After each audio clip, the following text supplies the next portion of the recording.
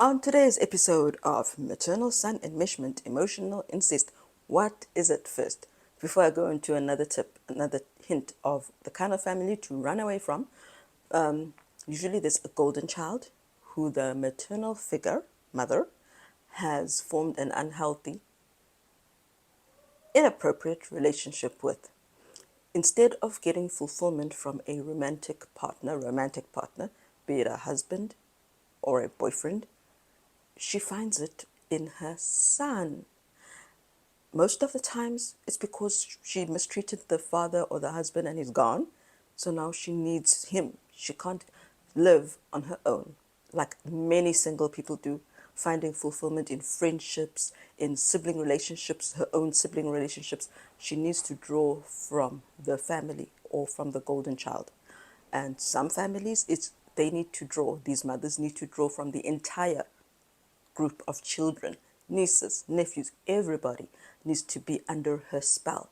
Everybody needs to be under her control. She knows what everybody is doing, the sister and the sister's children. And it's not a matter of I care.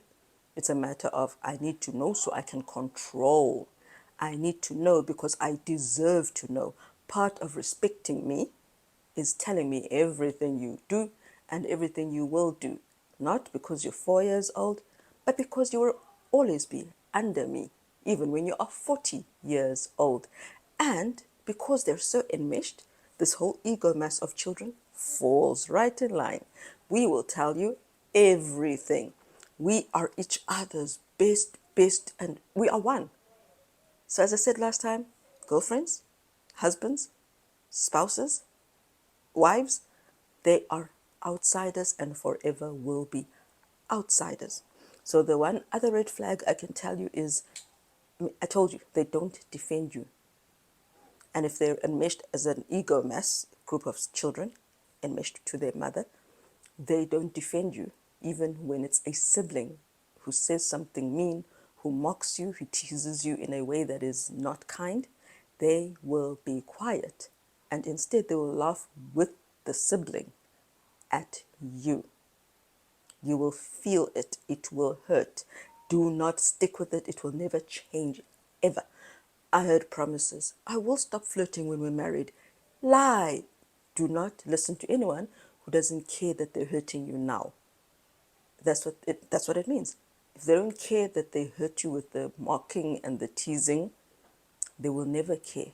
Love is either there or not. It doesn't build after marriage. You marry because you love. And when you love, you do not cause someone you love pain.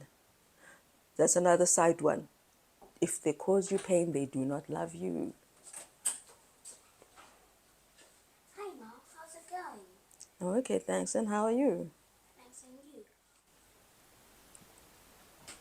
you. They will not stand up for you. Okay, they don't love you. If they hurt you, you tell them you are hurting me, and they put it off and they claim they will change when they marry. They don't love you. He said he is flirtatious because he's not married yet. He doesn't love you. It's not about marriage.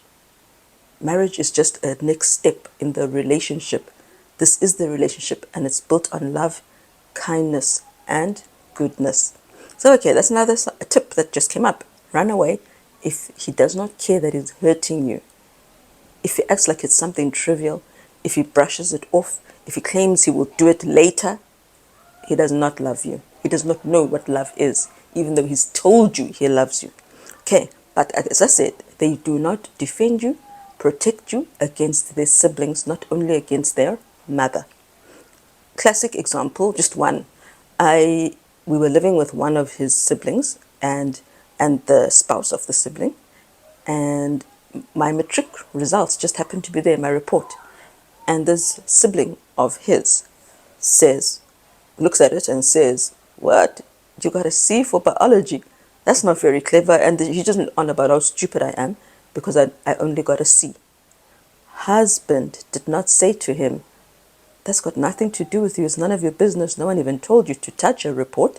And who cares about marks? C is actually not even a bad mark. All that matters is she passed. She is achieving her dreams. She got into university, which was the aim of her writing her matric exams to get into university. She's in university. Shut up. Okay, I said that phrase. I've never used it in my life, but the emotion, guys, there's a lot of emotion going on. Lots of things behind the scenes going on with spiritual abuse, where the church is a safe haven for those who abuse and those who commit adultery, where they are the ones being prayed for and not the ones who are the victims of repeated, constant, known abuse and adultery. So that's why that word, the phrase shut up, just came, because that's how you should be standing up for your wife. And if you're a church leader, that's how you should be standing up for an innocent woman who has been the epitome of grace.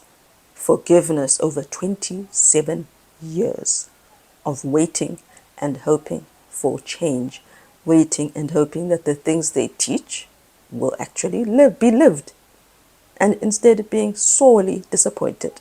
But yes, you know the irony, guys, not only was it unnecessary to say, this is the thing with all some of the, not all, with some of these pranks, it actually goes, it's too far. I don't find humor in people falling and getting hurt. I don't find humor in that. And there are many other pranks that are not funny. They're only funny for the one executing them. So so anything unnecessary, any prank that they pull on you that causes you pain emotionally or otherwise, that's also a red flag. They don't love you. They will laugh at you together. They will band against you. They will talk again about you together in a negative way. Believe me, I've seen it. Where were we? He should have stood up and said, "You do not talk about anybody like that. It's got nothing to do with you. She never invited you to look at her report in the first place. Secondly, there's nothing wrong with the C. And as I said, she's already achieved her goals. And so a C in biology does not matter. I was not going to do medicine anyway. And I was not planning on being a biologist, a zoologist, none of that. But the interesting thing is this. The husband, mine, laughed along, right? But he got 2 B's and a C for his A levels. The only C I had was for biology. Everything else was A's and B's. But because they forget themselves, they forget who they are, they forget where they come from, they will laugh at you, and yet you're actually better than they are, in a sense. That was the worst irony of it all. You're laughing at someone who, at the end of the day, did better. Mom, can you have those black storytellers? So they will not stand up for you. They will laugh at you and mock you, even when they are guilty of worse, because this comes in every situation. And while you are growing, maturing, improving, thinking back and thinking, what kind of a person was I 5 years ago? They don't care, because they don't look back at themselves. In fact, I asked him once, what things do you regret doing? This is after he had been unfaithful to me as a boyfriend. And he said, I don't regret anything.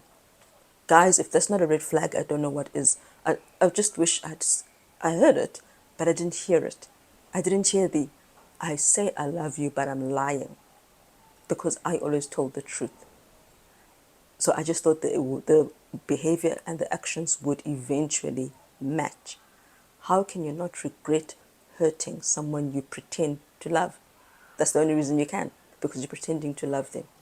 He said he would not change anything about his past, the cheating included, the girlfriend who he told he misses her soft lips, Begezela, from his church, and telling me that the other girl's face was pretty, all of those. He would not undo any of it. And he would not undo being the cause of the first reason that I've ever had to forgive someone for hurting me. That was that for now. So that's how enmeshed families work. They band together. You're the outsider. They mock you together. You will be the outsider and inferior. Goodbye.